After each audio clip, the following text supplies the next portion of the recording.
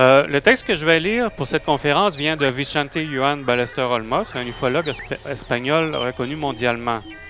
Mais comme il ne pouvait pas venir à Montréal présenter sa contribution, j'ai accepté à la demande de l'organisateur de ce colloque de le lire parce que son point de vue se rapproche beaucoup de celui des sceptiques. Ballester Olmos est un investigateur du phénomène OVNI depuis 1966. Il est l'auteur de 10 livres et de plus de 480 publications sur ce sujet. Il a donné des conférences en Europe et en Amérique et a été membre ou consultant des principales organisations ufologiques en Espagne et à l'étranger. En outre, il a joué un rôle remarquable dans le processus de déclassification des archives d'OVNI de l'armée de l'air espagnole. Depuis l'an 2000, il gère le projet PhotoCat, qui est une base de données sur les observations d'OVNI et d'OVI, des objets volants identifiés, où des images, des films, des vidéos et des photos numériques ont été enregistrées jusqu'à la fin de 2005. Avec plus de 12 000 entrées. Ballester Olmos a commencé à étudier les phénomènes OVNI dans le but de prouver l'existence des extraterrestres. Mais, comme vous allez pouvoir le constater, il est maintenant très sceptique face à l'ufologie et à son avenir en tant que discipline.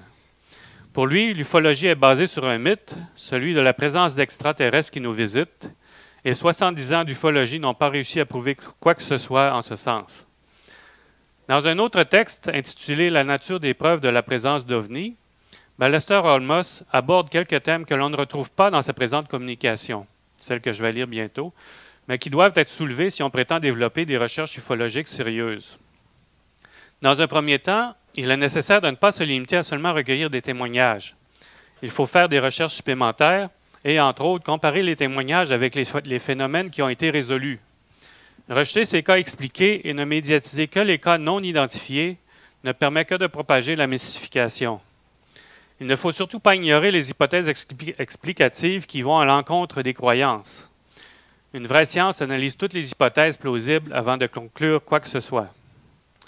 De plus, sur le plan scientifique, une théorie doit pouvoir être testée de façon à ce qu'on puisse la confirmer ou l'infirmer, ce qui n'est pas le cas avec l'hypothèse des visites extraterrestres. Une théorie scientifique doit aussi être basée sur des faits solidement établis et non sur des événements inexpliqués, des données incomplètes, des témoignages, des interprétations biaisées et de mauvaises analyses. Thomas Eddie Bullard, qui est un ufologue américain, commente de la façon suivante les critiques de Ballester Olmos sur l'ufologie.